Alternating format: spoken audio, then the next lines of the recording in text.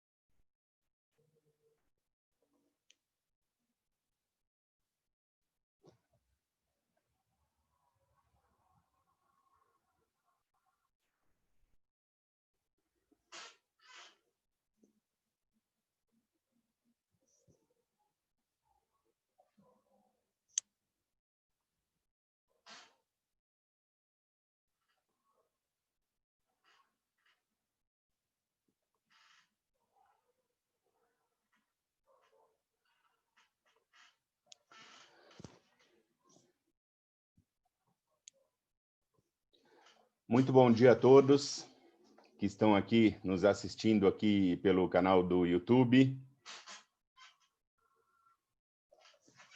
Obrigado aí pela presença de todos, o pessoal está entrando. Meu nome é Pascoal Nadeu, eu sou um dos sócios da EDA e da Busca Legal, as empresas que estão promovendo essa live com o apoio da BSSP. Eu já de início quero agradecer as ilustres participações na live de hoje, além dos professores e sócios da EDA, a doutora Karen Jureidini Dias e o doutor Marcos Neder, nós teremos a oportunidade de ouvir as doutoras Flávia Gerola, Fernanda Trombini e Lavínia Junqueira, todas a quem eu novamente agradeço por terem aceito o convite da EDA. Na live de hoje, a gente vai falar sobre as opções e os desafios das declarações no que se refere à gestão patrimonial familiar. A gente vai ter bastante assunto, com certeza. Lembrando que vocês que estão assistindo a gente aqui no YouTube, vocês podem compartilhar o link dessa live nas suas redes sociais e também, depois que a gente acabar, esse vídeo vai continuar disponível aqui no nosso canal do YouTube. Fiquem à vontade para postar suas perguntas. Se o tempo permitir, nós vamos selecionar algumas e responder no final da live. Eu espero que todos aproveitem bastante, tenham um excelente evento, e agora eu passo a palavra para o meu amigo Dr. Marcos Neder. Bom dia a todos. É um grande prazer fazer mais esse evento da EDA, Escola Dialética de Direito e Administração. Dessa vez eu trouxe um time de especialistas para discutir a pessoa física, a gestão de patrimônio das famílias, e agradeço a todos a participarem desse evento. Essa área tem muitos assuntos a debater, né? É muito extensa, nós temos algum tempo desse evento. Então, nós pensamos no modelo em que nós pensaríamos numa família. Quais são as principais preocupações numa época de pandemia, de crise? E é uma família que tem investimentos multidisciplinares, ele tem investimento no Brasil, no exterior, tem ativos, tem fundos, tem participações societárias. E quais são os efeitos? Então, a gente vai tentar dividir, cada um tratar um pouco das diversas possibilidades. Eu vou começar, que vai me ajudar a introduzir o tema, Fernanda Trombini. Aliás, deixa eu me apresentar ao pessoal, que eu acabei esquecendo disso. A Fernanda é uma wealth planner da empresa Consenso, ligada ao Banco BS, que vai nos dar um pouco da experiência dos family offices, né, nesse debate de gestão de família. Minha sócia, Karen Jureidini, muito conhecida, tributarista de renome, doutora, professora, que vai me ajudar nesse debate. Sócia da EDA.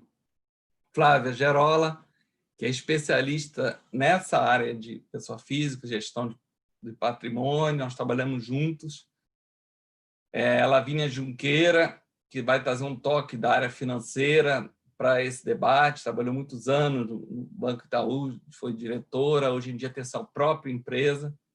Somos velhos amigos e companheiros, trabalhando no CARF junto, foi quando eu a conheci, depois juntos no escritório, e agora ela tem o próprio escritório dela.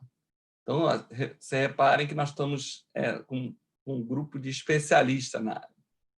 Então, vamos começar. Eu vou passar para a Fernanda, e eu bolei umas perguntinhas, Fernanda, se você me permite, para a gente esquentar e começar a introduzir o tema. Então, são elas: que uma família com patrimônio no Brasil e no exterior deve estar atento numa época de crise mundial, como estamos hoje. Quais são as principais preocupações?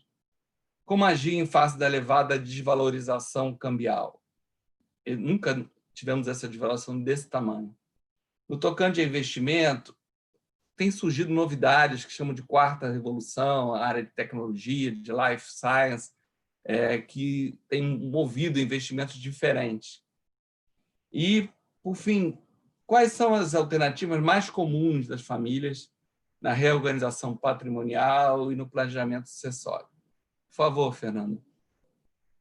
Obrigada, Marcos. Primeiramente, é um grande prazer estar aqui nessa live com nomes tão importantes no mercado. Muito obrigada pelo convite, é uma honra para mim estar aqui. Então, como você mencionou na sua primeira pergunta, o que uma família ela deve estar atenta? Uma família que mantém ativos no Brasil e ativos no exterior. Eu acho que, antes de mais nada, pela nossa experiência, né, de family office, só voltando um pouquinho, uma family office, normalmente ela faz um acompanhamento holístico, né, do patrimônio da família. Então, ela analisa a questão de liquidez, de longevidade, de planejamento sucessório, legado, planejamento patrimonial.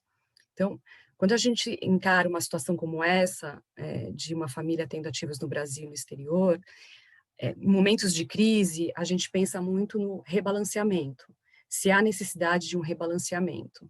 Então, o que a gente olha? O percentual dos ativos no Brasil, o percentual de ativos no exterior, porque antes da pandemia, por exemplo, uma família normal, uma família sofisticada com ativos no exterior, tinha em média 25% da sua exposição, vamos dizer assim, no exterior. Hoje, com a crise da pandemia, com o risco país, esse percentual aumentou para 40%, né? E acho que a gente ainda tende a ter um percentual ainda maior. Então, é esse percentual, acho que neste momento, que a gente precisa, que as famílias precisam ficar um pouco mais atentas. E, claro, de acordo com o seu perfil de risco. Acho que um outro ponto também que a gente tem que levar em consideração é a questão.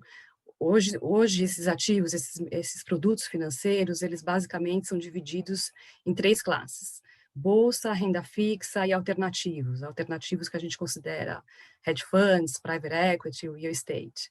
Então, dentro dessa proporção de ativos no Brasil e ativos no exterior, a gente também tem que verificar o percentual desses ativos no portfólio de investimentos, para verificar como que eles estão reagindo diante da crise e se é exatamente essa exposição que as famílias querem ter, né? Então, eu acho que isso é o ponto assim, que eu levantaria no momento assim, de atenção, numa crise como a gente está vivendo, o mundo está vivendo.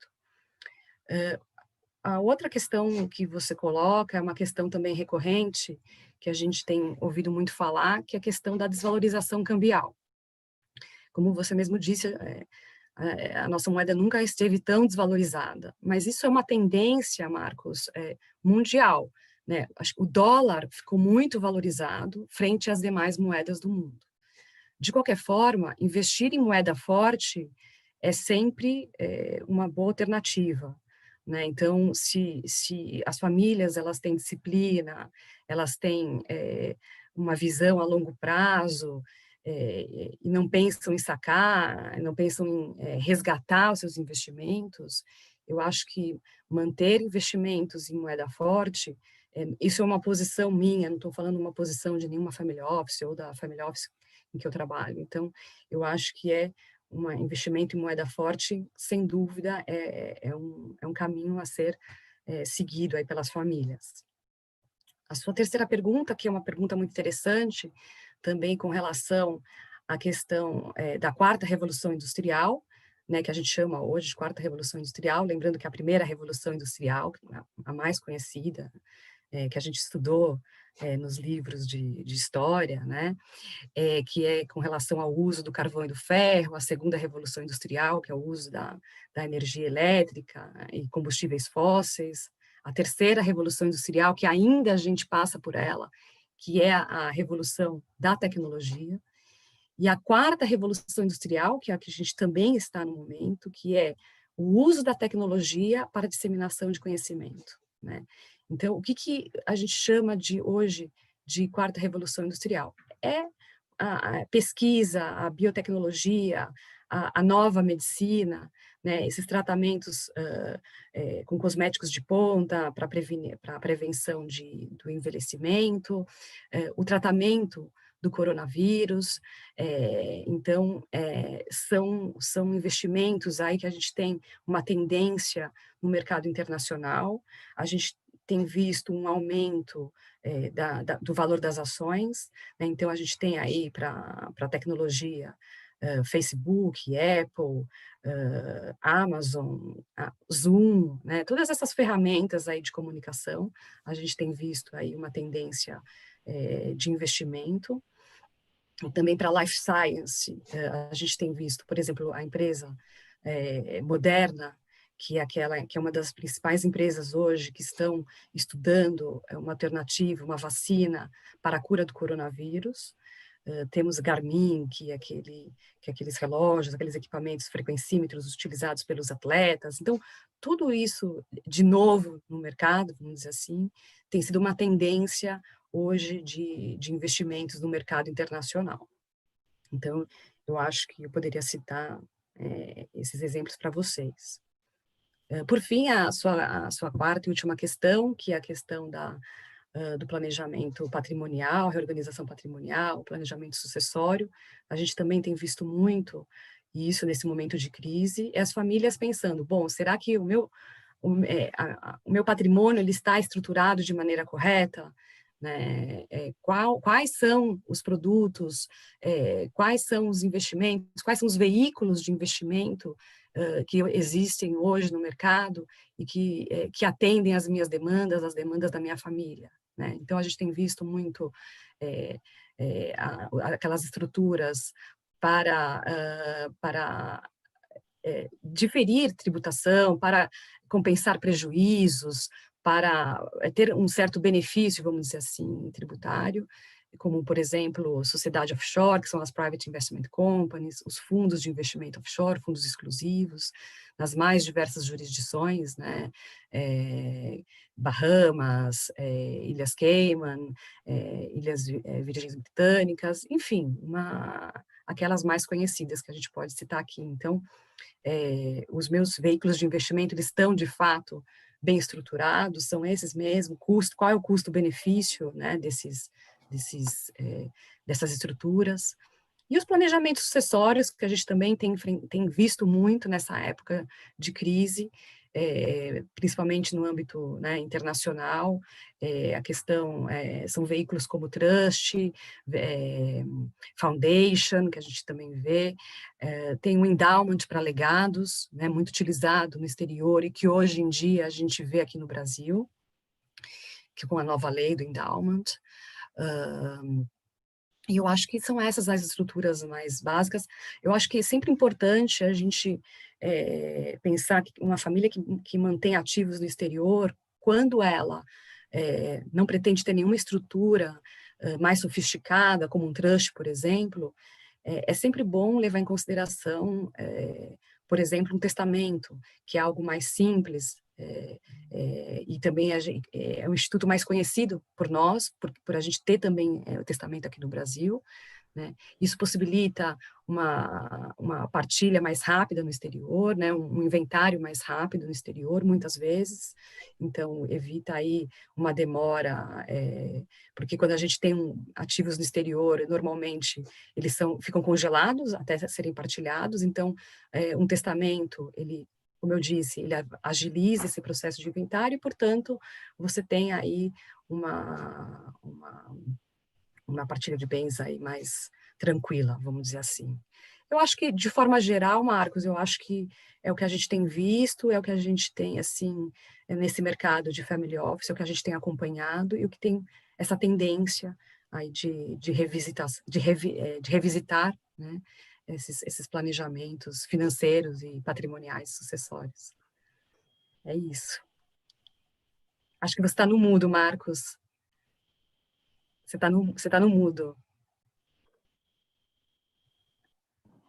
Obrigado, Fernanda. Passo para Karen. Karen, quer comentar alguma coisa? A próxima. Está no mudo, Karen. Poxa, a gente não se acostuma a ficar ligando e desligando o microfone. A Fernanda, no final, se der um tempinho, eu queria mesmo entender se a gente consegue fazer com o testamento toda essa estrutura bastante sucessória que a gente consegue traçar num trust, por exemplo. Porque o trust traz vários problemas, mas, por outro lado, as famílias conseguem direcionar o patrimônio para o fim a que elas almejam. E eu tenho minhas dúvidas se no testamento elas conseguem fazer isso da mesma forma, até porque no trust ela traria toda essa determinação também para os bens no Brasil, né? Porque todos eles pertenceriam ao trust. E no testamento, não, eu teria um testamento aqui, teria um testamento lá fora, e aí eu conseguiria fazer toda essa estrutura, porque seria muito mais simples de fato, mas eu acho que a gente vai deixar para o final, porque senão Marcos começa a me dar bronca. Eu queria É uma excelente pergunta, Karen, e eu respondo no final, se a gente tiver tempo. Tá ótimo. Obrigada. Então agora a gente vai para as coisas assim, vamos dizer, bastante mundanas, que é a declaração que tem que ser entregue, né?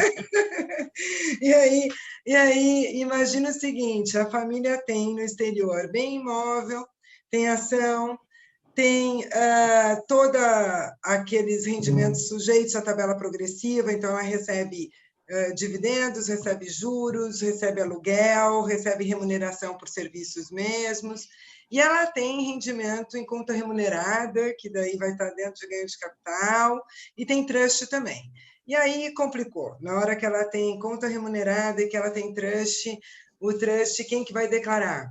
Faz diferença se esse trust é revogável ou irrevogável? Porque a Receita Federal, na época da DERCAT, falou que, olha, irrevogável o beneficiário tem que declarar. A maioria dos beneficiários sequer sabe que é beneficiário de um trust. E ele, portanto, não vai declarar. A gente também pensando nessa questão de conta remunerada, a gente vai para a situação de tributação de variação cambial no exterior, e isso ficou bastante severo, ficará, inclusive, a partir de agora, com toda essa variação que a gente teve por conta da Covid, que afetou a economia de uma forma intensa. Então, se eu tenho uma conta não remunerada, eu não vou tributar a variação cambial, mas eu vou reconhecer essa variação, pode explodir a declaração.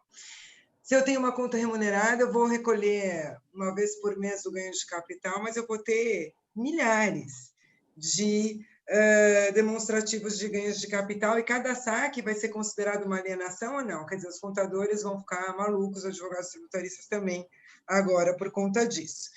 E a situação da variação cambial ser tributada quando o rendimento é originariamente auferido no Brasil.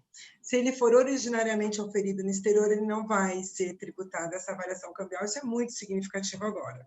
E aí eu queria que a gente debatesse um pouquinho sobre tudo que as pessoas declararam na época da regularização cambial na DERCAT, se eu vou considerar todo aquele valor já tributado como rendimento originariamente oferido no exterior, isso vai fazer uma diferença enorme.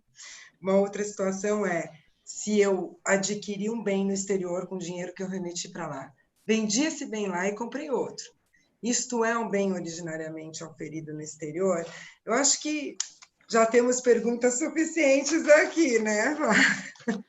Temos sim. Bom dia, eu também quero agradecer muito o convite de todos de estar participando aqui desse debate, nessa nossa live. E, Karen, tem bastante assunto, né? Assim, essas suas perguntas geram bastante discussão, mas aproveitando que a gente ainda tem aí uma semana para a declaração de imposto de renda, e como bem a Fernanda falou, os brasileiros estão cada vez mais com ativos no exterior e surge dúvida na hora de declarar esses ativos, vou tentar dar uma pincelada em todas essas situações que você colocou. Eu acho que aqui até para o nosso debate, para a gente fazer um link com o que a Fernanda colocou do brasileiro está investindo lá fora, o dólar, a questão do dólar, como ele está se valorizando frente às outras moedas, eu vou dividir em 3 grandes grupos aqui de ativos no exterior. A questão dos depósitos, e vamos dividir em remunerados ou não, os trusts, que tem pano para manga, a gente poderia aqui fazer uma live só sobre os trusts, mas vamos pontuar, e as offshores, que acho que hoje o meio número 1 que pelo qual os brasileiros investem lá fora. Então, vamos começar pelos depósitos, que eu acho que é o exemplo mais fácil e mais assim, tangível de todo mundo aqui imaginar. O brasileiro pode ter uma conta corrente no exterior, só para ele ter um dinheiro ali, ou que ele recebeu, ou que ele fez o câmbio e enviou lá para fora, e é uma conta corrente que não gera rendimento, ou ele pode ter uma situação em que ele aplica em investimentos financeiros, como a Fernanda colocou, por exemplo, renda fixa, bonds, etc. Para fins de declaração, e aqui vamos só lembrar que tem o brasileiro, o residente fiscal no Brasil, ele tem a obrigação de declarar os ativos na declaração de imposto de renda, que é o que a gente está dando foco aqui agora, mas se esses ativos superam 100 mil dólares, ele também tem a obrigação de declaração no Banco Central, que é uma declaração para fins de controle do capital dos brasileiros lá fora. Mas a conta não remunerada, então a conta corrente, a regra é você colocar o saldo da sua conta no final do ano, convertido pelo dólar do final do ano, para fins de posição de situação 2018 e 2019. Qual a questão? Como você bem colocou, a gente está vendo o dólar valorizar ano a ano, e com isso, por mais que, vamos supor, numa situação em que o saldo seja o mesmo, o valor em real vai ser maior. Essa variação cambial decorrente da atualização de depósito não remunerado, e aqui por isso a importância da gente sempre frisar esse ponto, ela é isenta para fins de imposto de renda. E aí, para a declaração não estourar, como você falou, para a gente fazer o balanceamento dessa declaração, você lança nos rendimentos isentos o ganho de variação cambial. A história muda se a gente for declarar ativos financeiros, renda fixa, enfim, qualquer bonds, é muito comum o pessoal investir em bonds, a gente vê os clientes no exterior que te geram juros no final do mês. Qual o grande ponto aqui? Os juros, o rendimento pago pela aplicação, independente dele ser sacado ou não, só o fato dele estar disponibilizado na conta, já gera uma obrigação tributária. E aí que está, como você falou, os contadores ou os advogados ficarem malucos, realmente é um ponto de atenção e de vamos dizer assim, um certo trabalho, porque você tem que verificar o valor do ganho, passar para reais, fazer o demonstrativo de ganho de capital. Os juros de aplicação financeira no exterior são tributados pela alíquota de ganho de capital e recolher o DARF relativo ao imposto. Na declaração de ajuste, depois você faz esse encontro de contas. Essa é um dos principais motivos para as pessoas físicas usarem offshores para deter investimentos no exterior. Porque, diferente das pessoas jurídicas no Brasil, as pessoas físicas não têm aquela obrigatoriedade de reconhecer o lucro das empresas que elas têm no final do ano. Então, uma vez que você usa offshore, você usa a empresa para investir, o ganho na offshore não gera essa obrigação mensal.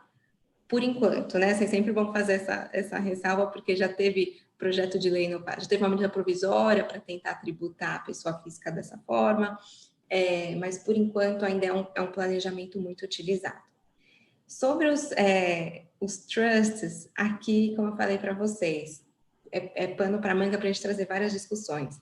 E eu acho que o ponto do trust, por que ele gera discussão, a premissa inicial porque o trust é um veículo utilizado para fins de planejamento sucessório que não é reconhecido pela nossa lei, pela legislação brasileira. Ele é um meio muito eficiente no exterior para fins de sucessão, como você bem colocou, ele permite você organizar a sucessão, a partilha de bens, sem ter que usar o judiciário.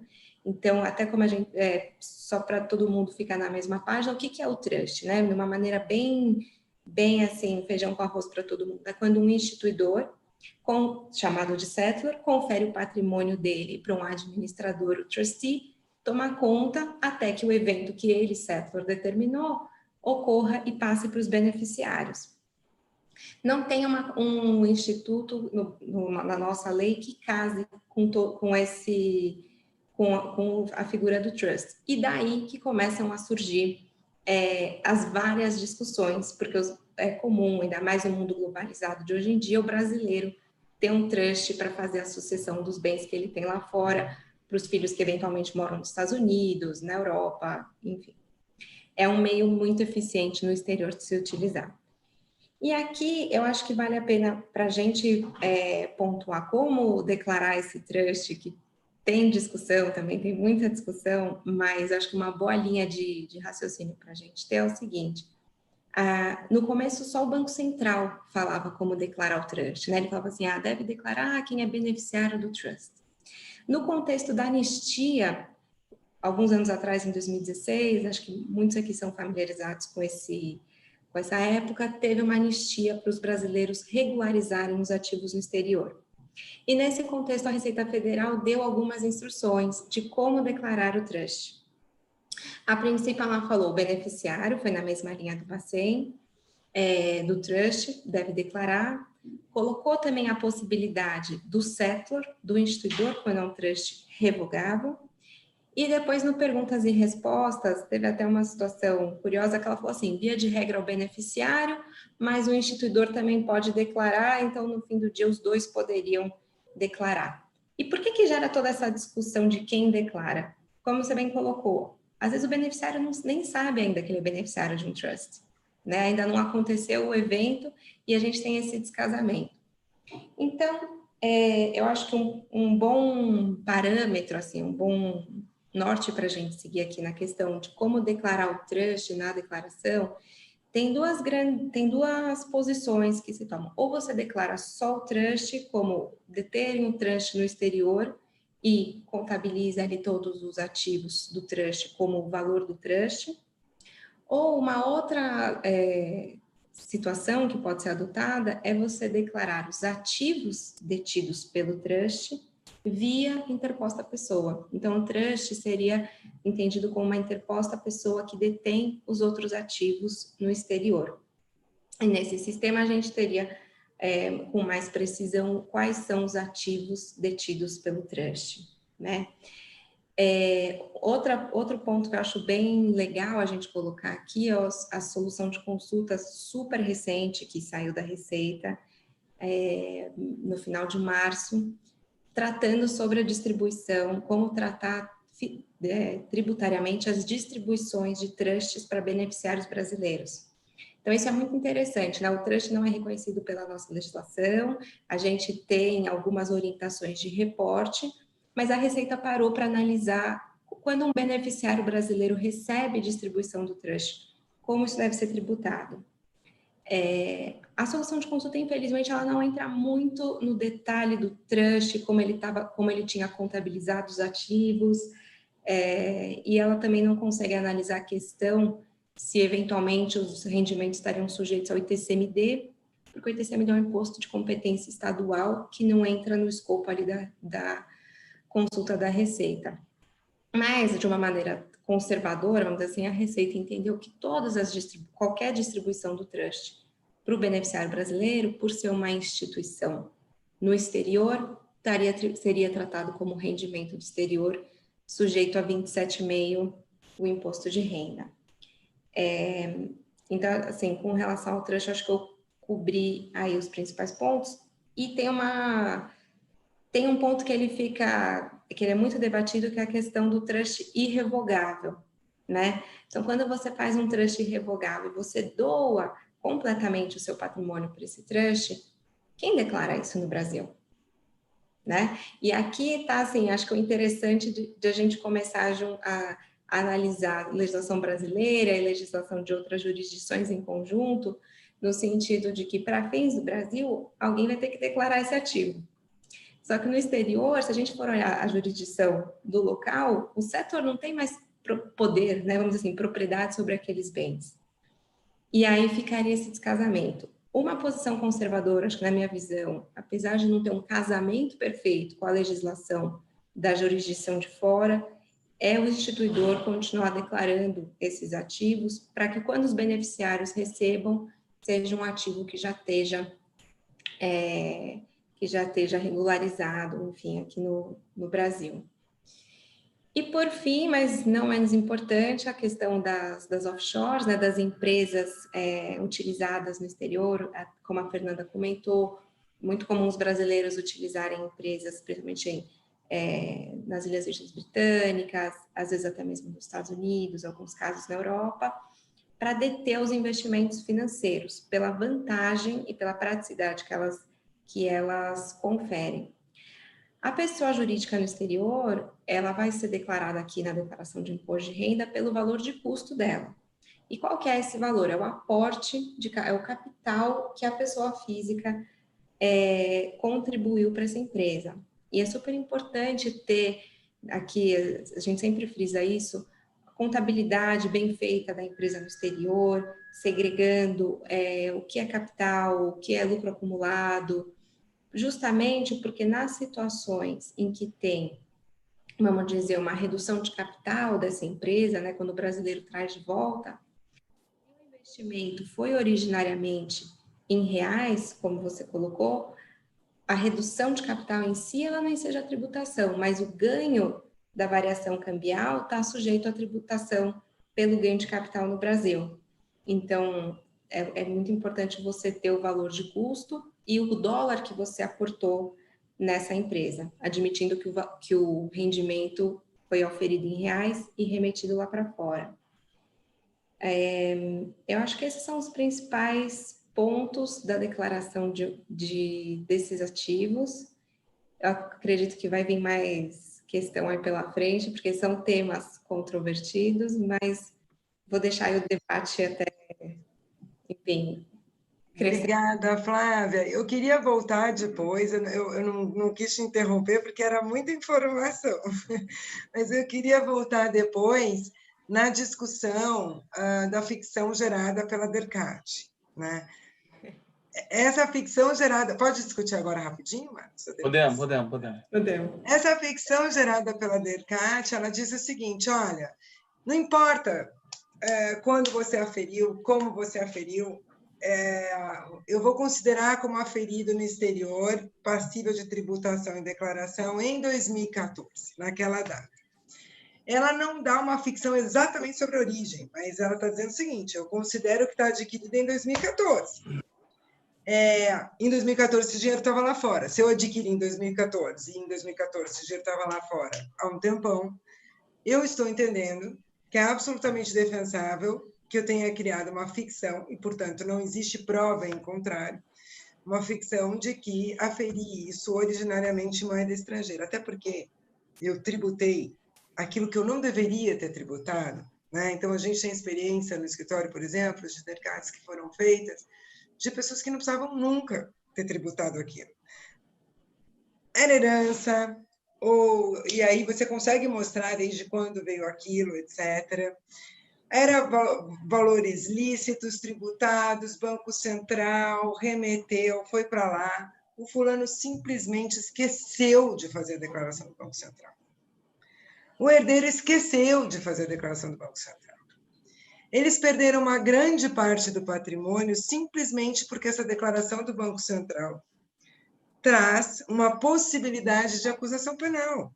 Então, no medo de uma acusação penal, valores lícitos, tributados ou não tributáveis, mas decaídos, inclusive, esses valores foram todos declarados, inclusive o consumo que já tinha sido feito, como valor que estava lá no exterior em 2014.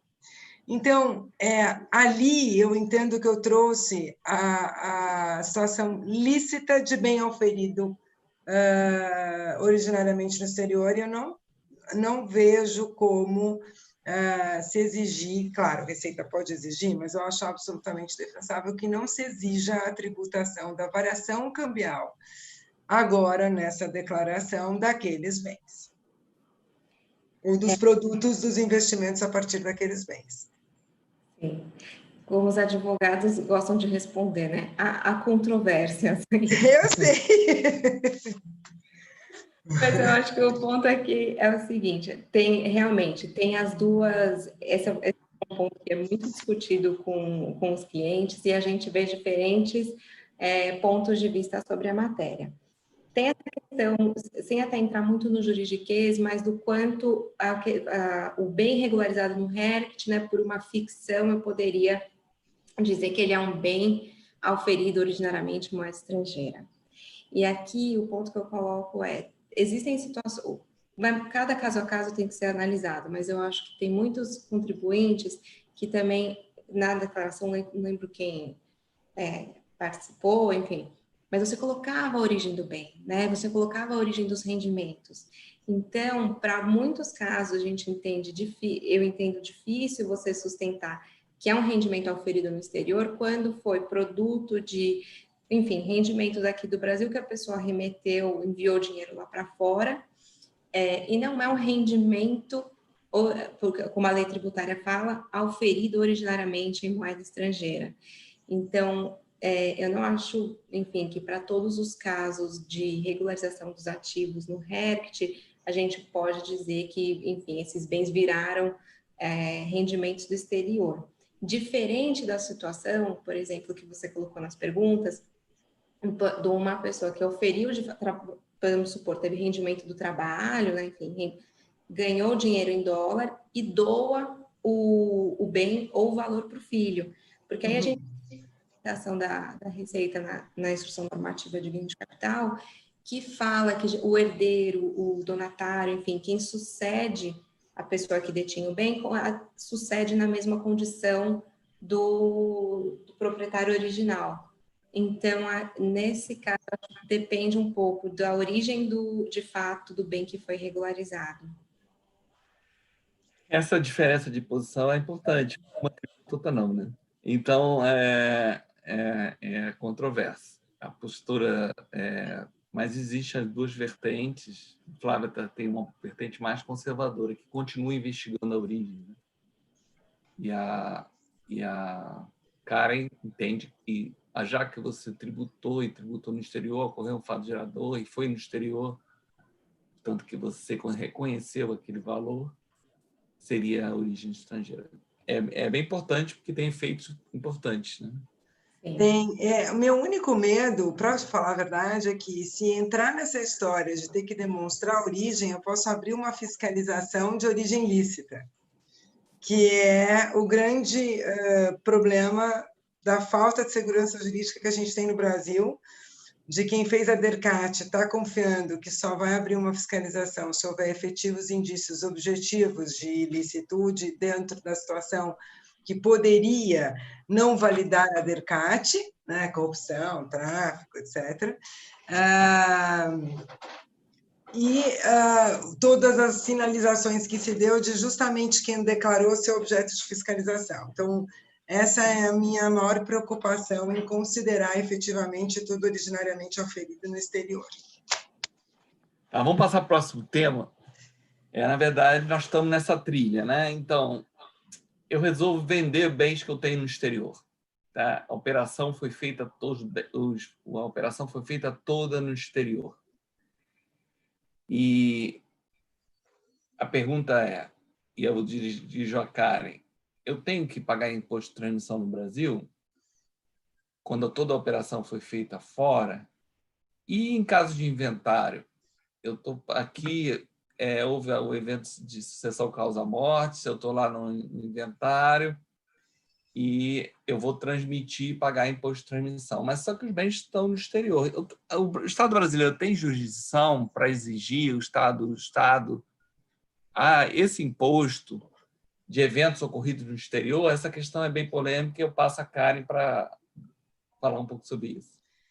Essa questão é bem polêmica e eu acho que é melhor passar por toda a discussão de TCMD de modo geral, porque eu estou imaginando a família ter bens aqui e ter bens no exterior, certo? E aí não falar de operação onerosa, falar de operação causa-morte, sucessão ou de operação de doação gratuita, por exemplo, porque nessas duas hipóteses é que eu vou ter a competência estadual, as duas materialidades, doação e sucessão, para tributar pelo ITCMD. E aí eu tenho essa tributação, tanto da doação quanto da sucessão, sob duas perspectivas. É importante a gente passar isso primeiro. Quais são essas perspectivas? Bens imóveis e bens móveis. Por quê? Porque a Constituição ela deixou as transferências onerosas para os municípios, pelo ITBI, e trouxe as não onerosas para o Estado, né? Sucessão e doação. Nunca a gente teve alteração disso no Código Tributário Nacional. Portanto, a gente não tem uma lei complementar para tratar dessa situação. E aí, justamente por isso, surge uma primeira questão. Será que todo o ITCMD, inclusive do que está aqui no Brasil, é inconstitucional por falta de lei complementar? Isso, acredito que não. Foi resolvido na situação de IPVA, já está com maioria aí no Supremo Tribunal Federal, no sentido de que, se não houver um potencial conflito de competência, não é inconstitucional. Então, fazendo um paralelo com a decisão de IPVA, não precisa de lei complementar para todas as situações. A despeito de eu ter inconstitucionalidades em casos concretos, Marcos. Então, vou te dar um exemplo. Doação, quando eu estiver falando de ITCMD, por doação ou por herança, de bem imóvel no Brasil, eu não vou ter dúvida de que o Estado que tem direito a cobrar isso é o Estado onde está o bem, porque é o inciso 1 do parágrafo 1º do 155 da Constituição. Então, cabe ao Estado da situação do bem imóvel. Mas, se eu tenho um bem imóvel, no caso de doação, vai ser o domicílio do doador. Eu posso ter vários domicílios. Esse é o grande problema. Porque domicílio é onde eu resido com o intuito de lá, onde eu estou, com o intuito de lá ficar residindo permanentemente. Eu posso ter duas residências, em 2 estados aqui. E aí eu vou ter conflitos de competência, porque o Código Civil me dá essa oportunidade. O CTN me fala onde habitualmente eu resido, eu posso ter 2 lugares. Então, eu estou com um problema nessa situação, primeira coisa. Eu posso ter, sim, 2 estados me cobrando aqui. Vamos lembrar uma coisa? Eu posso trabalhar com essa questão da escolha de domicílio, porque eu tenho alíquotas diferentes de estado para estado. São Paulo, por exemplo, cobra 4% hoje. A gente tem um projeto que está aí andando a passos largos na Câmara dos Deputados para levar isso a 8%, que é a alíquota máxima atualmente permitida para o Senado, com previsão do Senado tentar mudar essa alíquota a 16%. Mas eu tenho hoje uma alíquota máxima de 8%. Estado de São Paulo cobra 4%. No Sul, acho que é o Rio Grande do Sul, não sei se estou enganada, mas é um dos estados a 8%. Tenho vários estados a 8%. Então, veja, eu vou trabalhar primeiro com essa situação do domicílio. Aí eu tenho uma situação de herança. A partilha, a gente tem uma resolução do Conselho Nacional de Justiça que diz que eu posso fazer a partilha, eu posso eleger o tabelião que eu quiser, eu não preciso seguir as regras do Código de Processo Civil, que daria o domicílio dos decujos. Então, veja, eu posso liberar essa partilha em outro lugar. E aí que o inciso 2, que trata dos bens móveis, ele fala que será devido ITCMD, no caso de bens móveis e de herança, para o local onde se fizer o inventário. Então, eu já tenho essa situação, que serão eventuais conflitos de competência ou planejamentos, eventualmente sucessórios. A gente vê muito isso nos Estados Unidos, né? A pessoa se muda antes de morrer ali há alguns anos, justamente por causa dessa situação. E aqui, no fundo, a gente acaba tendo essa questão de domicílio, de doador ou de herança, o local da partilha como um instrumento que pode trabalhar com a alíquota de ITCMD de estado para estado. E aí eu vou ter esse conflito de competência, uma inconstitucionalidade em casos concretos evidentes, tá? Então, essa é uma situação. Agora, eu tenho uma situação que a própria Constituição determina que eu vá de acordo com a lei complementar. Ela diz, no inciso 3, que eu preciso de lei complementar. Para que situações? No caso de doação, quando o doador estiver no exterior, domiciliado. E no caso de herança, seja porque o bem está no exterior, seja porque o de cujos residia no exterior, seja porque o inventário está no exterior. São 3 situações, portanto, na herança que eu preciso de lei complementar, que nunca veio. Aí a gente tem uma ação direta, hoje, aliás, um recurso extraordinário hoje, que está com repercussão geral, acho que o relator é o Dias Toffoli. É uma situação que lá não é muito tranquila, porque eu não tenho um conflito potencial evidente de competência. É um de cujos que residia no exterior, o bem é um imóvel no exterior, acho que na Itália, e o donatário, o herdeiro, está no Brasil. Veja, o único elemento de conexão com o território brasileiro é ele estar no Brasil, portanto, seria do estado onde está o herdeiro. Então, aqui eu não tenho um conflito evidente, mas é uma das situações que estão arroladas ali na Constituição como necessárias de lei complementar.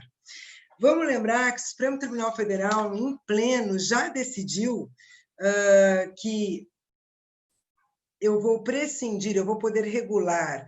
O ato das disposições constitucionais transitórias deixou regular a situação pelos estados e municípios para se adequarem ao sistema da Constituição de 88, mas não dispensam lei complementar nos casos em que a Constituição demanda lei complementar para situações específicas, que é esse caso aqui, e que já foi julgado pelo adicional do imposto de renda estadual, que foi declarado inconstitucional.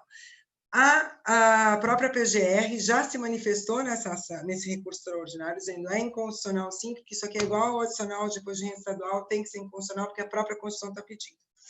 E aí eu vou dizer, com base nisso, Marcos, vamos pensar o seguinte: doador no exterior, eu sempre vou precisar de lei complementar, então agora, se o doador estiver residindo no exterior, eu não vou pagar ITCMD sobre nenhum tipo de doação, não importa se o donatário está no Brasil ou no exterior, e se o bem está no Brasil ou no exterior, sim, vou precisar de lei complementar, a princípio defensável que não seja tributado.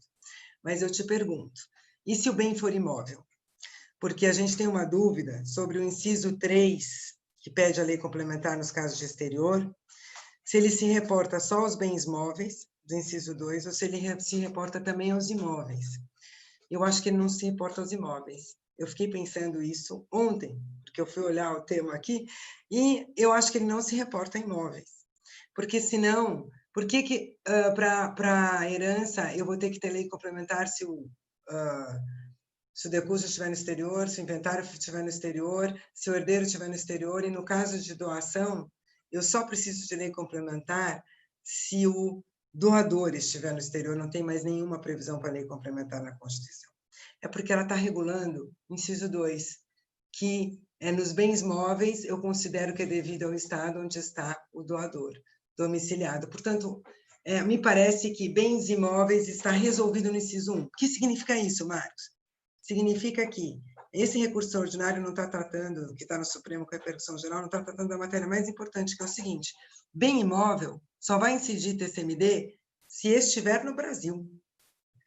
E se o inventário for no exterior, donatário no exterior, doador no exterior, se o bem imóvel estiver no Brasil, eu não preciso de lei complementar e eu tenho que pagar ITCMD. Então, a conclusão que eu cheguei é: bem imóvel no Brasil, pago ITCMD, acabou. Bem imóvel no exterior, eu não deveria ter o ITCMD em hipótese alguma, mesmo que venha a lei complementar.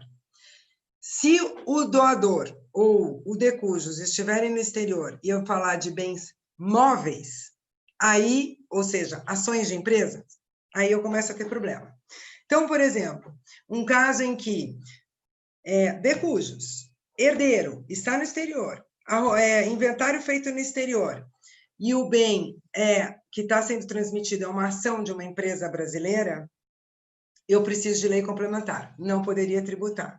Mas os estados, na ausência de lei complementar, trouxeram a tributação por normas estaduais. Estado de São Paulo cobra no local da transferência dessas ações, e ele considera a transferência aonde tiver que estar arquivados os livros. e aí ele vai tributar, e vai tributar 4%.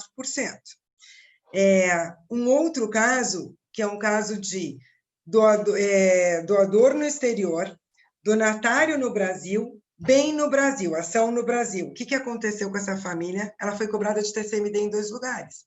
Por quê? Por falta de lei complementar. O Estado de São Paulo falou que era onde transferia as ações, cobrou aqui. E o Rio Grande do Sul falou que era onde estava o donatário, e ele estava domiciliado lá. Ele foi cobrado a 8% lá, a 4% aqui. Aqui foi declarado inconstitucional já. Aí depois, eu tenho uma outra situação, que é um caso do nosso escritório, que é bastante elucidativo, que foi trust, na verdade foi uma foundation, que se equipara a um trust. Portanto, o Decujus estava no Brasil, mas considera que não é ele que está transmitindo, porque ele já transmitiu tudo para o trust. Como ele já transmitiu tudo para o trust doou, não tratou como herança, doou para a herdeira do Decujus aqui, que é residente aqui no Brasil, doou para ela lá fora ações de uma empresa lá de fora. Foi autuada, e foi autuada dizendo, primeiro, não é doação, é herança. É herança, o Decujus está aqui. A gente ganhou, pelo menos até agora, né, no tribunal. E por quê? Porque enquanto o Supremo não julga, aqui em São Paulo, primeiro, se entendeu, é trust, o doador está lá fora. É doação, o doador está lá fora. Mas ainda que o doador... Aí o trust faz uma diferença enorme no TCMD. O doador está lá fora. Ainda que eu considere que, na verdade, não é o trust que está transmitindo, e sim o cétero que constituiu o trust, que é o Decujus e que está no Brasil, se o bem estiver lá fora, como isso é um bem móvel, e eu, falando de herança, em qualquer hipótese, eu precisaria de lei complementar. A gente teve a arguição de inconstitucionalidade aqui no Tribunal de Justiça de São Paulo, portanto, todas as decisões que vieram dali para frente seguem a ordem da inconstitucionalidade e não deixam cobrar o ITCMD, seja no caso de sucessão, seja no caso de doação. Inclusive, tem vários julgados onde o doador que é domiciliado lá fora transfere dinheiro para o donatário que é residente aqui no Brasil. Eles afastam a incidência do TCMD. Tudo isso pode, por enquanto, isso vincula o Estado de São Paulo, o Tribunal de Justiça do Estado de São Paulo, então a situação fica bem mais tranquila, mas a gente vai ter aí a pendência do julgamento do recurso extraordinário. Mas, assim, a princípio é um caso de, eventualmente, se fazer depósito judicial, porque a discussão é boa. Muitos casos vão exigir esse depósito, porque a gente vai ter situações de cobrança por 2 estados. E aguardar aí, a gente tem a situação do trust, também uma discussão muito importante, porque daí o doador, ou aquele que está transmitindo, efetivamente já está no exterior. E aí, por fim, eu trago uma outra discussão que é, bom, e se eu tiver bitributação aqui e lá fora? A princípio, a lei complementar, se vier, não vai poder tratar disso, porque é uma matéria de tratado internacional que compete à União, portanto, acho difícil, acho que a gente vai ficar submetido aí a uma dupla tributação. Por isso, também é necessária a lei complementar, para que naquela discussão ela estabeleça hipóteses onde eu não tenha tanta dupla tributação, eventualmente. E aí, a última questão é o aumento do ITCMD e uma situação muito comum nesses planejamentos familiares, que é essa doação antecipada com reserva de usufruto, por exemplo, ou sem reserva de usufruto, mas que se doa para o filho. Muito importante pensar, porque a gente viu famílias aí onde, desgraçadamente, o pai doa para os filhos e os filhos falecem, e os cônjuges passam a administrar o patrimônio desse senhor que se desgraçou na vida. Então, é uma situação bastante complicada. Então, você pensa numa doação com a reversão em caso de falecimento do donatário. Essa doação com reversão, eu teria TCMD nas 2 pontas, na ida e na volta. No Rio de Janeiro, eles cobraram. Né? No Rio de Janeiro, eles cobraram, o precedente do tribunal é favorável ao contribuinte pela não incidência nas 2 pontas, que me parece muito lógico. Por quê? Porque quando eu tenho a doação com reversão, eu tenho aí uma cláusula resolutiva efetiva disso, e, portanto, se resolveu-se de forma diferente o negócio, a primeiro ITCMD não foi válido. Portanto, eu não poderia cobrar o ITCMD da ida e da volta. Basicamente isso, Max. Antes que eu passe muito do tempo, né? Você está sem microfone. Isso. Agora vamos passar para a Lavínia. Cara, você tinha preparado umas perguntas para ela, né? Para lá um monte. Karen, deixa eu fazer uma observação só antes da Lavínia falar. Enfim, só parabenizando vocês aqui, porque além do canal do YouTube, que o pessoal está fazendo bastante pergunta, eu também estou recebendo diversas aqui por WhatsApp, enfim, essa questão multimídia aqui, todos parabenizando e dizendo que vão correr para fazer alguma retificação da declaração do IR, já daqui a pouco, fazendo essa... Dá tempo, dá tempo. E ainda dá tempo, elogiando. Enfim, vamos dar sequência. Obrigado. Lavínia, a primeira pergunta é: quais as características que predominam numa escolha entre uma holding patrimonial ou uma utilização de fundos de investimento? E quando eu penso na utilização desses fundos de investimento, é importante que eu tenha, por exemplo, um fundo de investimento em participações e um fundo multimercados em cima, para não antecipar a tributação. Quando que eu escolho entre um FIP ou um fundo de investimento em ações? Quais são os limites para a utilização de um fundo de investimento imobiliário? Ou seja, uma família que tem patrimônio imobiliário, é aconselhável que ela use um fundo de investimento imobiliário? Eu continuo tendo bastante vantagem na utilização de fundos em que medida, pensando que hoje a Receita Federal, o dividendo, por exemplo, tem um fundo de investimento em ações, em participações. Se eu tiver aqui participação numa empresa A, se essa empresa A me pagasse dividendo direto, esse dividendo não seria tributado. A Receita determina a tributação de quando esse dividendo é pago para o fundo. Na hora que o fundo vai me pagar, ela não trata isso como isento, porque o fundo não é transparente, só quando ela quer autuar o fundo é transparente, mas quando ela não quer autuar, ela vai me cobrar como se fosse uma amortização de cotas do fundo. Fora isso, também como norma antilesiva, a Receita, e veio primeiro por ato declaratório, agora por lei, ela determina que eu deva transferir todo o meu patrimônio para o fundo a valor de mercado. Eu já tenho até uma discussão em como é que eu considero, o que eu considero valor de mercado se eu não tenho uma ação cotada em bolsa, né? Então, aí a gente vai ter várias discussões. E, por fim, mais duas, que seria a seguinte: quando eu faço essa amortização de cotas de fundo, como é que eu vou tributar esse ganho? Eu vou considerar o custo inteiro primeiro, vou tributar o residual, eu vou proporcionalizar o custo para apurar o ganho na amortização da cota do fundo. E você imagina que vem aí um come-cotas, ele poderia acabar com a questão dos fundos e poderia eventualmente pegar o patrimônio passado, que eu acho que não pode, mas vou ver a Lavínia. Então, é isso, basicamente isso, Lavínia. Bom, muito obrigada a todos.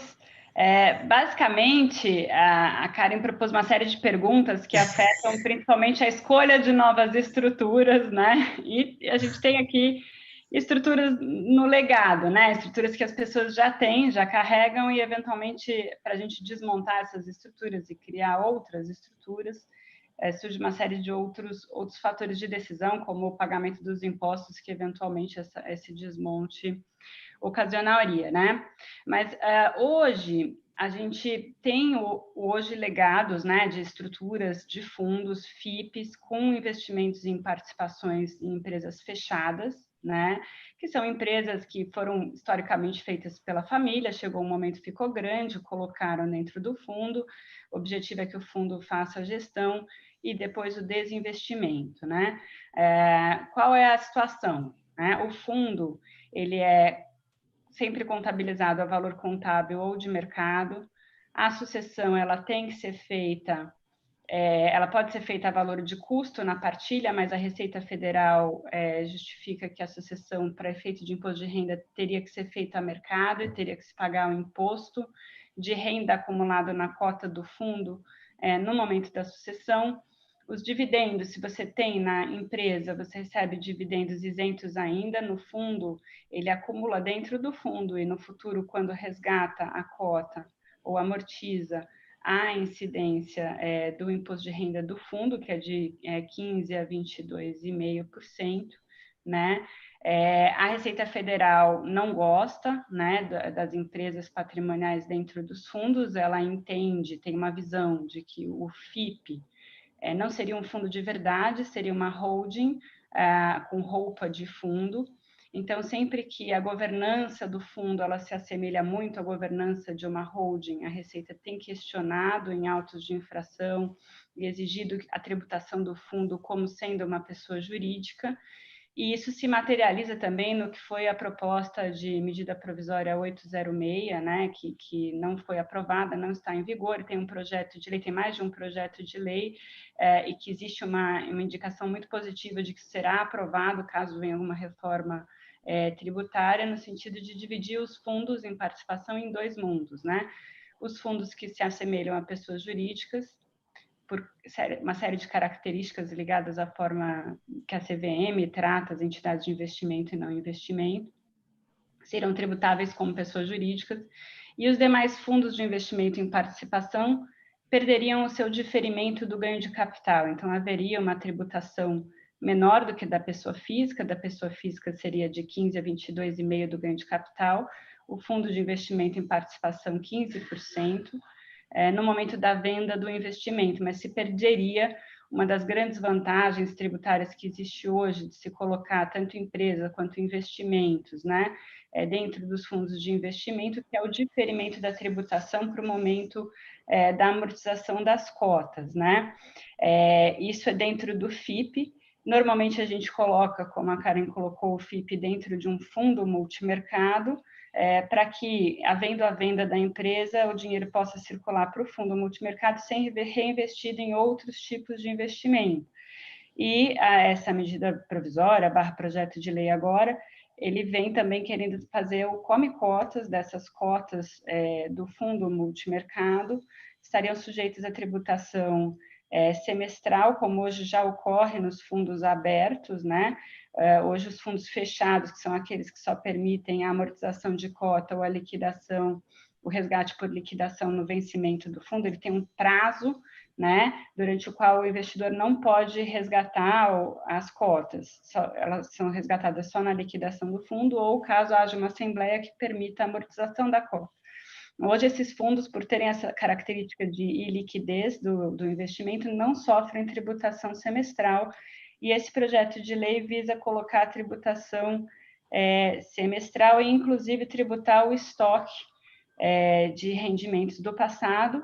Aqui tem uma discussão de eventual inconstitucionalidade, né, suportada por uma decisão de inconstitucionalidade que já foi tomada pelo Supremo relativa ao investimento no exterior, em que foi considerado que a tributação do estoque de rendimentos do passado ela é inconstitucional, mas existem diversos julgados do STJ sobre uma legislação de 97 em fundos de investimento, que visava tributar o estoque e foi considerado totalmente constitucional, porque, afinal, existe um rendimento financeiro contabilizado no fundo, e se existe renda, pode existir imposto. Ela pode não ser justa, mas ela é legal, né? Então, eu acho que existe um risco grande de ver essa tributação com a tributação do estoque. Na discussão da medida provisória, ela foi, entre aspas, barrada pelo Congresso, mas em havendo um alinhamento do Congresso com um projeto de reforma tributária, com a necessidade de repor o rombo, que inclusive essa crise está ocasionando, eu acho que a tributação do estoque ela vem. Eu acho que a discussão judicial é válida, mas ela é uma discussão ruim, porque você pode acabar tendo que depositar, e isso gera um problema grande, porque você faz um depósito, depois você tem que usar o dinheiro e tem que pagar de novo, e como é que você recupera esse depósito, como é que você aloca o depósito aos fatos geradores futuros de amortização e resgate. Então, além de uma discussão longa, é uma discussão que trava a liquidez, né? Então, assim, o que a gente tem recomendado é fazer planejamento sem contar com isso. Então, com este cenário de possíveis reformas tributárias afetando o fundo e de agressividade da Receita Federal com empresas sendo colocadas e geridas dentro de fundo, a gente não tem mais recomendado colocar empresas em fundos, né? Situações muito específicas de investimentos em que não tem participação na gestão, em que existe efetivamente um investimento feito com intenção de portfólio, ou seja, investimento private equity e tudo mais, que se deseja realmente transferir a gestão e o mandato para um gestor profissional, que possa fazer a gestão do fundo de forma discricionária, independente da família, aí a gente acha que ainda é válido, porque outras razões que as famílias têm para colocar os recursos dentro do fundo não são unicamente fiscais, né? A gente pode entender assim, olha, o Come Cotas é ruim, ele afeta uma tributação de estoque, uma tributação muitas vezes de empresa que tem uma equivalência patrimonial ou que tem uma valorização no mercado, mas que não é líquida, um fundo de investimento e participação, não são líquidos, mas vão estar ali dentro da cota, né? Ou até mesmo coisas que são líquidas, mas não são realizadas, que são as ações. Mas eles, por muito tempo, eles serviram para diferir tributação de juros também e de ganhos realizados. Então, o Come Cotas, ele é relativo nesse sentido, né? Ele é ruim, porque ele tributa o não realizado, mas ele também só tributa um realizado que você diferiu por muito tempo, né? Mas o fundo, ele vai além da questão tributária, ele tem um benefício de gestão profissional, uma gestão profissional que não cessa com o falecimento da pessoa, né? Se você tem o dinheiro numa carteira administrada e você falece, o mandato de gestão, a priori, não poderia continuar, ele tem que congelar. Imagina você congelar um mandato de gestão numa época como essa, né, de alta volatilidade dos mercados, em que você tem reposicionamentos até de estratégias de longo prazo de investimento que precisam ser feitos, e você está no meio do processo de inventário e não pode fazer. Então, o fundo ele tem essa vantagem, ele tem a vantagem de centralizar os recursos e fazer as melhores alocações de um portfólio centralizado da família, e a gente tem um poder de investimento maior quando tem mais dinheiro, né, consolidado num lugar só, que seria no fundo, ao invés de dividir entre vários membros da família, né? Ele tem essa vantagem de gestão. Uma outra vantagem que as pessoas enxergam também no fundo é um pouco mais de proteção, né? As cotas do fundo, elas estão sujeitas a Bacenjude, né? Mas o dinheiro que está no fundo, a princípio, tem uma independência, uma autonomia patrimonial em relação ao cotista. Então, uma coisa é bloquear as cotas do fundo, entrar num processo de liquidação dessas cotas, outra coisa é bloquear 100% dos seus investimentos, né? E não deixar mais que a gestão ocorra de forma ativa, e vice-versa também, se você tem um investimento dentro do fundo, numa empresa que está com problemas financeiros, da qual você não participa na gestão, o único seu investimento é como sócio, e essa empresa tem problema, então, em princípio, esse problema será resolvido no âmbito da empresa e depois no âmbito do fundo, até chegar no sócio, seu nome não fica na junta comercial, né? Tem uma privacidade maior, né? Agora, de fato, eu diria assim, que tem apenas 2 pontos hoje em dia que preocupam em relação aos fundos de investimento no Brasil, né? Um aspecto é o tributário, né? Justamente por ter uma regulamentação da CVM, ser um pool de recursos e tudo, ele está bem exposto do ponto de vista tributário, tem marcação a mercado, pode ter o Come Cotas, se vier um ITCMD, ele vai afetar o valor de mercado do fundo, você pode ter um imposto de grande fortuna que pode afetar o valor de mercado, a gente não acredita, a gente acredita que se vier um imposto de grande fortuna, tem mais de 20 projetos de lei sobre isso, que ele virá num primeiro momento sobre custo de aquisição, mas se ele vier sobre valor de mercado, o valor de mercado está ali, né, para qualquer um ver. Tem a ameaça do fisco federal de cobrar o imposto no momento da sucessão, né,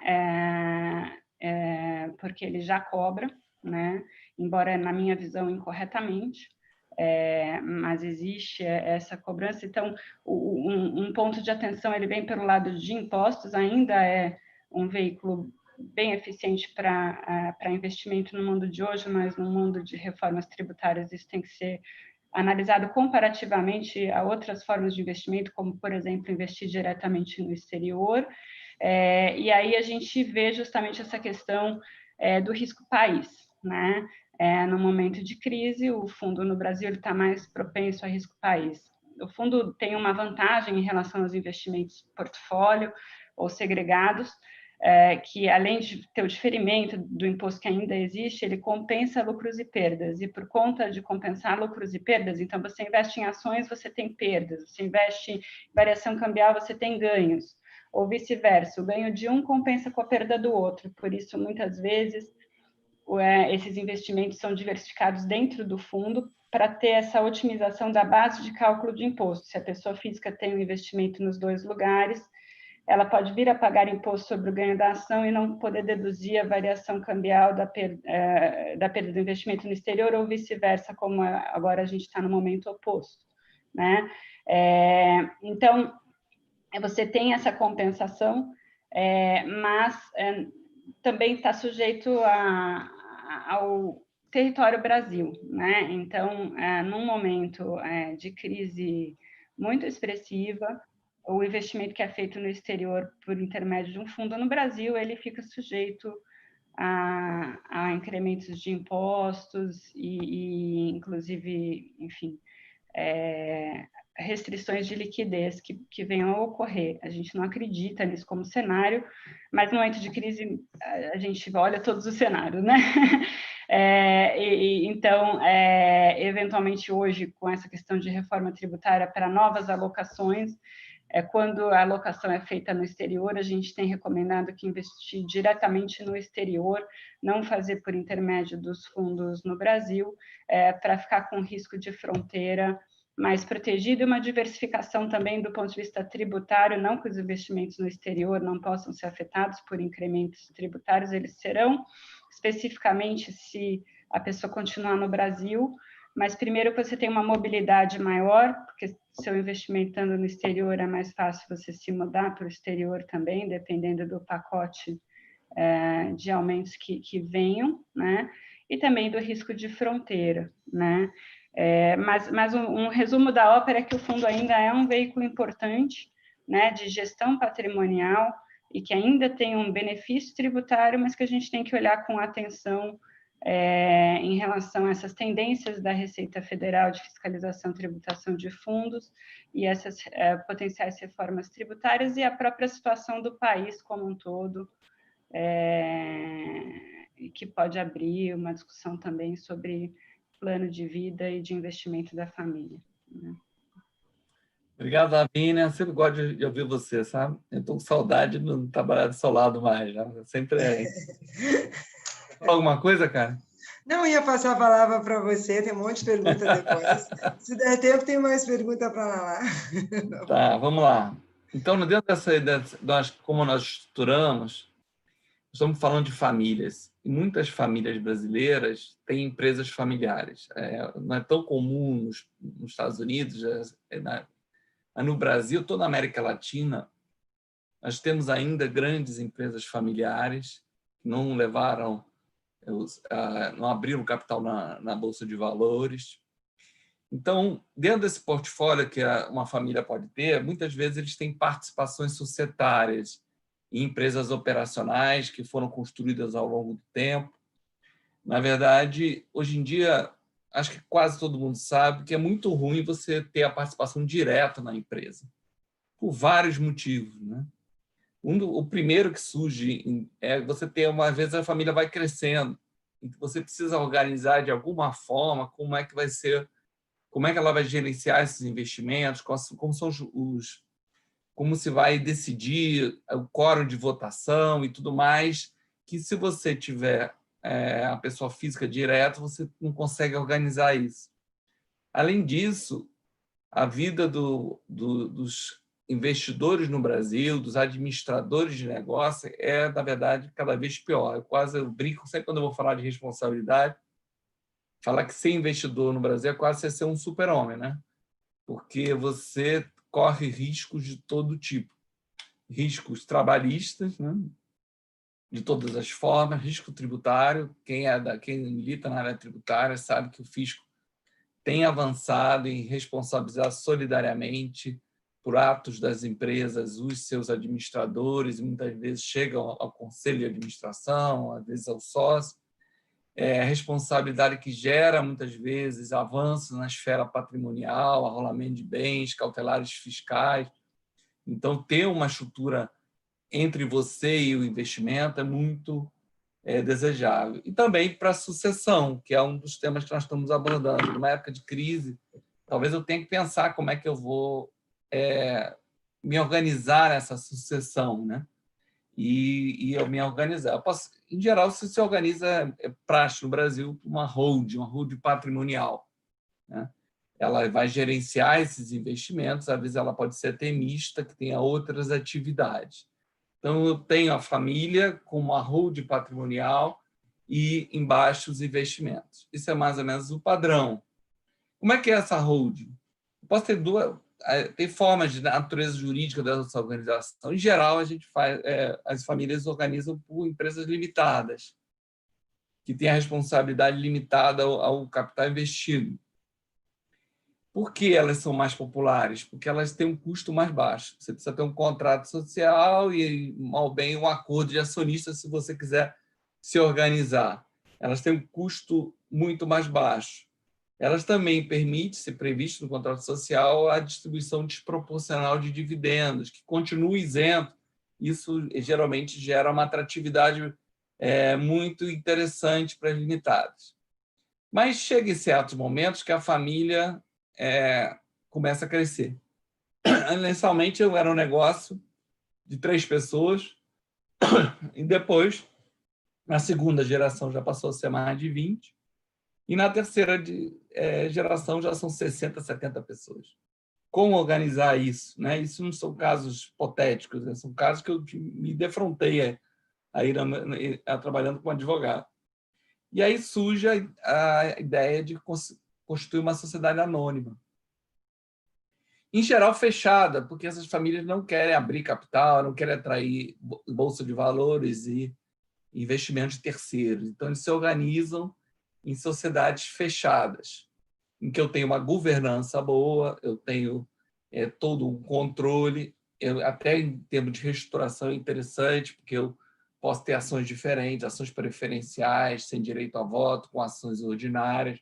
Eu consigo limitar os votantes. Isso é um ponto importante no controle dos investimentos da família, porque vem terceiros não originariamente da família e começam a interferir. Isso, muitas vezes, leva ao colapso das famílias.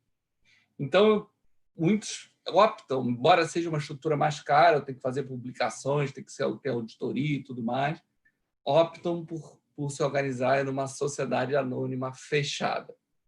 E a questão da sucessão? A questão da sucessão, em geral, o modelo clássico é usar o usufruto, constituir uma reserva de usufruto.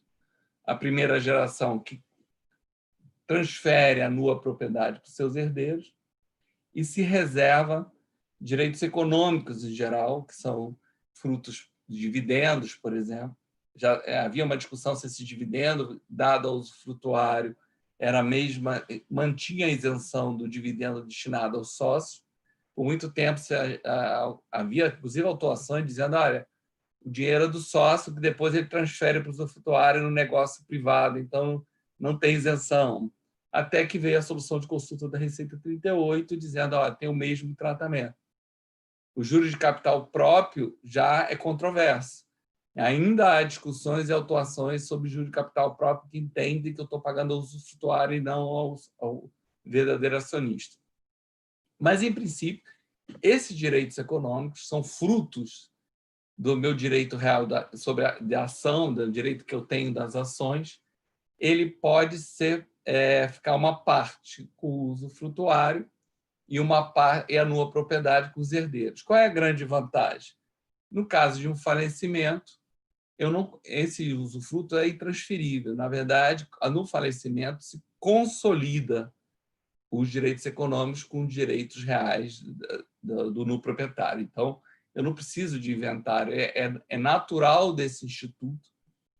No caso de é a ausência do usufrutuário que o acionista volte a ter os direitos econômicos.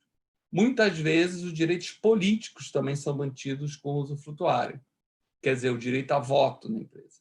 Então, ele transfere a nua propriedade, mas mantém, muitas vezes, o direito econômico e o direito político. Isso é uma forma de estruturar a sucessão muito boa, aliás, é um planejamento usual de prateleira, praticamente, e que eu consigo fazer a sucessão, não estou sujeito a entrar no inventário dessa, uma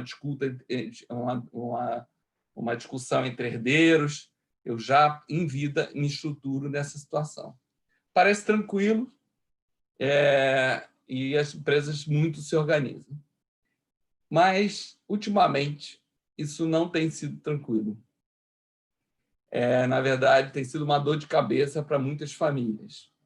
O que aconteceu foi que a lei societária mudou, as holdings que estavam sujeitas às regras antigas foram mais sofisticadas, a nova lei societária cuidou mais de proteger o minoritário, porque muitas vezes com os majoritários retinham a distribuição de dividendos e muitas vezes o minoritário ficava a ver navios, não recebia. Então, todo o arcabouço foi de limitar as reservas, estabelecer limites para reserva de lucro, reserva estatutária, todos os tipos de reserva, deixar mais claro a destinação dessas reservas. Então, tem toda uma estrutura que se sofisticou.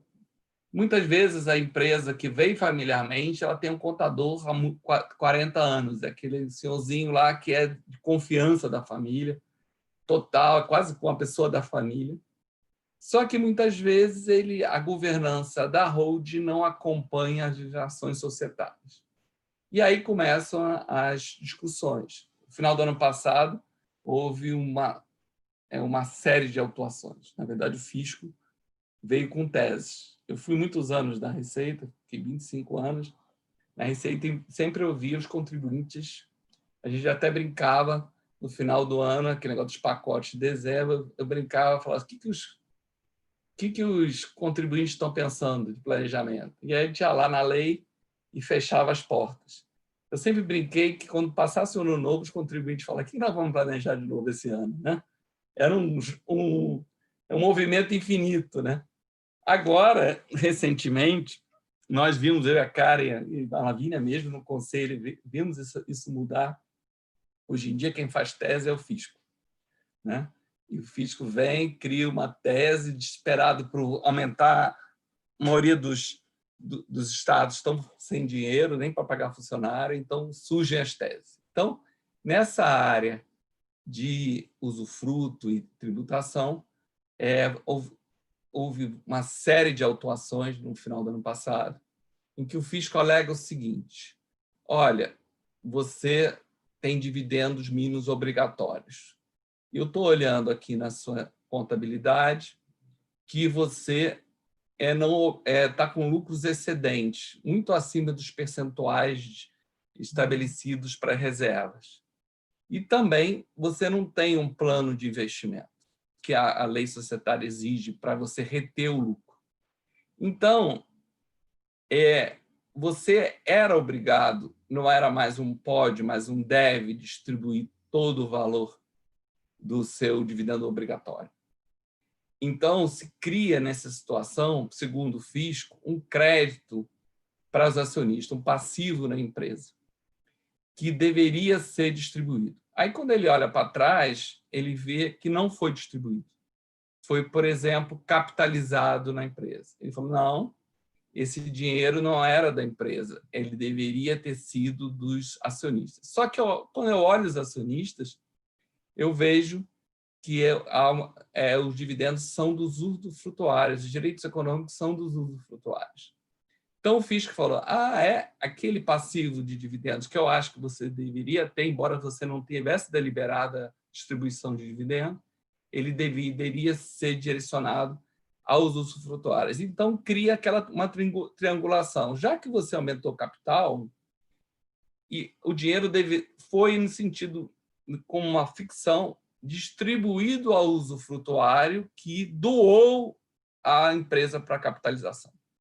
Porque ele não é acionista, ele não participa da empresa, como é que o dinheiro acabou na empresa? E se cobre ITCMD. Se eu tiver uma empresa de um porte grande, esse valor chega a ser autuações bilionárias. Também, mesma tese, se o dinheiro era uma obrigação de distribuir dividendo para o usufrutuário, ele entende que o usufrutuário já tinha um direito de crédito, mesmo sem a deliberação do dividendo,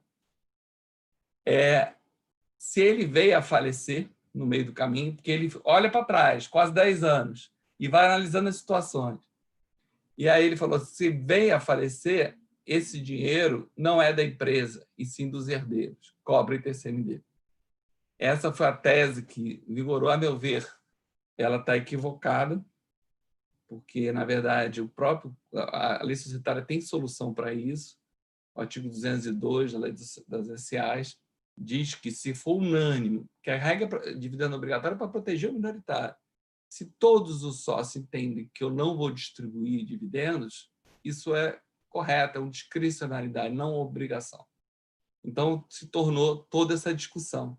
Mas essas autuações têm dado muita dor de cabeça. Também, distribuição de dividendos de valor desproporcional em sociedade anônima.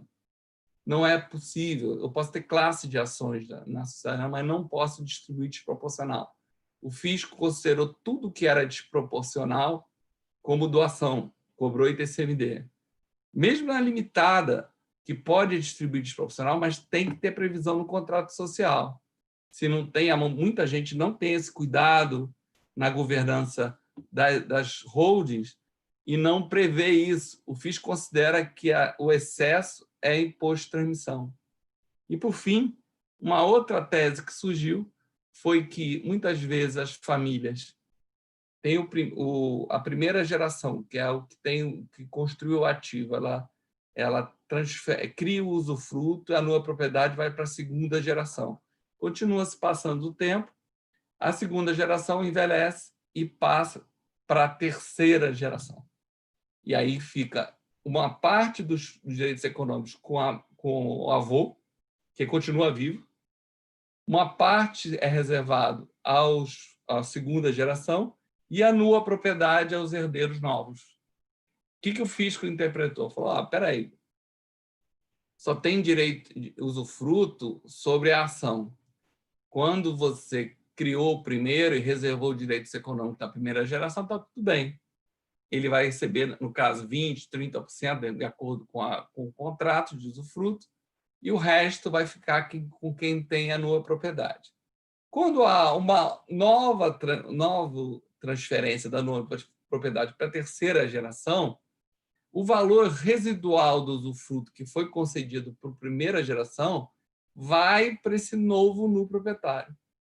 Então, aquela segunda geração que reservou uma parte do usufruto, reservou, e é ilegal essa reserva.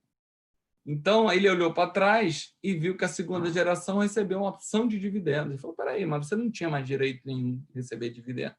Cobrou ITCMD sobre tudo isso. Na verdade, ele desconsidera o artigo 1411 do Código Civil, diz que eu posso ter uma pluralidade de usufrutuários. Até eu me defrontei com defesa nesse sentido e peguei pareceres de Soter Sampaio, e ele falou, olha, isso aqui já estava previsto na legislação do Código Civil. Eu posso ter uma parte com o usufrutuário, uma parte com o outro e outro com a nova propriedade. Não tem problema nenhum, desde que todos concordem, né? Mas o fisco falou, não, espera aí, só tem uma possibilidade. E o nível do meio que transferiu a nova propriedade, depois de ter recebido do avô, não tem direito a dividendo e tributou ITCMD. Então, qual é a mensagem aqui? Eu sei que sempre tem matéria de defesa, advogado sempre diz que defende, mas o importante aqui, a mensagem é que as holdings têm que ser tratadas diferentes a partir dessa nova enxurrada de movimentação societária. Tem que tomar cuidado com a reserva, tem que tomar cuidado quando diz que tem um plano de negócio, tem que ter o plano, A equivalência patrimonial tem dado muito problema, porque antigamente eu tinha uma participação menor que 15%, não tinha que fazer equivalência, mas a nova lei societária falou, se você tiver controle, participar do conselho de administração, você é obrigado à equivalência patrimonial. E muitas vezes as empresas não fazem, e são surpreendidas com todas essas novas regras societárias. Então, nesse aspecto, a mensagem aqui é as holdings e o planejamento de usufruto é um planejamento quase padrão, mas eles agora têm os novos temperos, o fisco está, e me parece, nesse convívio, que é um programa de fiscalização. Então, todo mundo que tivesse esses investimentos em empresas familiares tem que abrir o olho e se cuidar. Acho que eu concluo aqui. Vamos, então, passar a responder algumas perguntas. Não sei quem quer começar. Quem quer começar? Karen, quer responder uma? Muda. Posso começar? Na verdade, uma delas foi doação no exterior, mas o doador estava no Brasil, o donatário estava no Brasil, manteve todos os... E o doador manteve na declaração dele esse bem. Ele tem que pagar o ITCMD? Tem, né? Porque aqui eu tenho a situação onde sequer eu tenho a previsão específica da lei complementar, ou seja, o doador está no Brasil e não no exterior, portanto, eu tenho que declarar, sim, e pagar o ITCMD. E o fato de manter na declaração do doador, ou bem ele manteve no propriedade, usufruto, se foi uma situação de doação ou só da numa propriedade, ou só de usufruto, não sei, mas se não foi, está errado ele manter na declaração. O fisco acaba vendo isso? Sim, até porque nas legislações do Estado de São Paulo, por exemplo, a fiscalização é contínua. Eu tenho informação direta dos cartórios de imóveis, no caso de bens imóveis, eu tenho informação da JUSESP, eu tenho eu tenho toda essa troca de informações com os locais de registro, né? Então, essa é uma situação padrão. Outra coisa, a gente fala que precisa de lei complementar e que é inconstitucional, mas vamos dizer que existe o risco da autuação, porque praticamente todos os estados, na ausência de lei complementar, regularam a sua própria matéria, né? E todos eles estão cobrando, é o que está gerando a duplicidade. A outra pergunta foi: doador no Brasil, donatário no Brasil, o dinheiro está no exterior e está na declaração do donatário no exterior. Sim, excelente, tem que estar na declaração do donatário. Mas se a doação foi feita por um doador no Brasil, também não vejo como escapar do TCMD. De novo, me parece que aqui a situação de discussão é cobrado pelo Estado, mas de discussão da ausência de lei complementar é quando o doador não está no Brasil. Já na herança é quando o de cujus ou o arrolamento ou o próprio bem não está no Brasil, e eu excluiria a discussão do bem imóvel. Que se estiver no exterior também, por outro lado, entendo que não deve ser objeto de TCMD. Basicamente isso. Eu queria só fazer um último comentário, Marcos, que não é sobre TCMD, mas é sobre toda essa situação que a gente tem conversado aqui, que é a offshore, ou a empresa mantida no exterior, onde eu tenho uma situação de redução de capital ou de alienação dessa empresa, e ela está com lucro lá acumulado. Vou tributar como ganho de capital na alienação, não vou tributar na redução, ou essa parte do lucro acumulado que está lá e que está compondo, portanto, o preço do valor da empresa, ela é tributável enquanto lucro distribuído, já que, para a pessoa física, aquela velha história que a Flávia falou, não passou a medida provisória nesse sentido, portanto, para a pessoa física, eu só tributo o lucro quando eu efetivamente recebo esse lucro. Não tem uma previsão legal de emprego do valor, como situação de distribuição de lucro, é um claro emprego do valor aí, mas eu acho que essa é uma posição que conta forte pela Receita, no sentido de tributar como lucro. Porque é um lucro e eu estou recebendo ele via pagamento do preço, ou redução de capital. Nós estamos com pouco tempo, então não vamos começar nova discussão, não. Eu acho que a Receita tem razão em cobrar, Marcos. Talvez a gente esteja na mesma fita aqui. E acho que Vamos lá, Flavinha, quer responder algumas? Tem bastante. Sim, acho que tem um ponto fazendo... É telegráfico, tá? Emprego do valor, mas, assim, que é super importante. Acho até que perguntaram a questão dos lucros acumulados na offshore, né? Então, diferente de uma empresa brasileira, que quando paga dividendo é isento, ainda, né? Vamos, cenas do próximo capítulo aí para acontecer, mas a empresa no exterior, quando distribui o dividendo para o sócio, é tributável a 27,5%, até fazendo aquele link com a solução de consulta do Trust. Se a offshore capitaliza esses lucros acumulados, tem um evento de tributação, porque é como se ele distribuísse para o sócio e reinveste na empresa. Então, acho que teve alguma pergunta nesse sentido, se o capital na declaração de imposto se o lucro acumulado ano a ano ia aumentando, não, a não ser que você ofereça para tributação, né, o valor do lucro acumulado do período. E acho até, Kai, até fazendo um paralelo aí com o que você colocou, recentemente a gente trabalhou com uma família que estava reorganizando as empresas de gestão patrimonial que elas têm no exterior. E a gente foi, a posição conservadora seria de lucros acumulados, você tratar com uma distribuição a 27,5% e a venda tratar o ganho de capital, mas o lucro que está ali seria um evento de liquidação desses lucros. Ok. Fernanda, você tem alguma para querer responder? É a minha pergunta também, Fernanda. Vamos lá, tem um monte de pergunta aqui, vou tentar responder, pelo menos Se for a primeira a falar, ganhou umas perguntas. Então, vamos lá. Primeiro, a da Karen, então, já que ela me cobrou ao vivo, então, que é uma ótima pergunta, sendo bem objetivo, né? O testamento substitui o trust? Na minha opinião, não substitui, né? O trust, ele é um instrumento sofisticado, ele tem completamente flexível, que você pode direcionar distribuições, beneficiários, você pode, tem a figura do trustee, que pode fazer a gestão dessas distribuições durante um certo período de tempo, e o testamento ele é mais estático, né? Então, você define os beneficiários, você não consegue fazer assim, essas distribuições que o trust permite. O Alan Venturini perguntou sobre endowment, falar um pouquinho mais sobre endowment. É difícil falar em tão pouco tempo sobre endowment, mas o que eu posso dizer é que o endowment já é um instituto muito antigo, né? Principalmente nos Estados Unidos, é super utilizado pelos investidores de fora. E no Brasil, eu acho que os advogados aqui presentes, eu também sou, mas vocês que estão muito mais na prática, no dia a dia, podem falar melhor que eu. Os endowments que foram criados, alguns, né, poucos foram criados depois da nova lei do endowment, que foi publicado ano passado. Eu acho que ela veio para ficar, eu acho que precisa melhorar um pouco. Tem regras de governança que dão uma segurança jurídica para o investidor,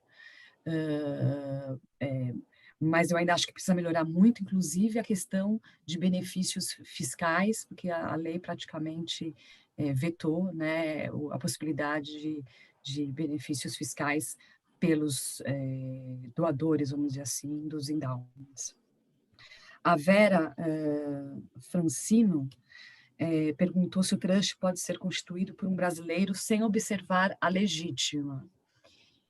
O trust, na verdade, ele é uma figura que não existe no Brasil, então tudo praticamente ocorre em outra jurisdição, mas no meu ponto de vista, eu entendo que sempre deve observar a legítima para você evitar aí uma discussão entre herdeiros, entre credores, né? Então eu acho que eu evitaria fazer qualquer coisa que fosse que violasse o quinhão de cada herdeiro. A Celiçoso... Fazer só um comentário, eu estou em linha com você, Fernanda, e até por já ter visto situação que no exterior, depois um dos herdeiros foi discutir a doação para o trust, porque ele se sentiu prejudicado. Então, também acho que, apesar de ter sempre olhar a lei dos dois países, existe na prática a situação das pessoas. Muito bom. Obrigada, Flávia. Só esse comentário. A Celi Souza pergunta sobre planejamento sucessório, como que pode ser feito o planejamento sucessório. Eu acho que depende muito do caso, né, dos detalhes da família, das preocupações, mas eu acho que a gente, como regra geral, a gente levanta pelo menos, primeiro, o patrimônio, né, de quanto é de liquidez, sempre em proporções, né, quanto é de liquidez, quanto é de imobilizado, quantos herdeiros são casados, se não são casados, qual é o regime de casamento, já houve um adiantamento de legítima, não houve.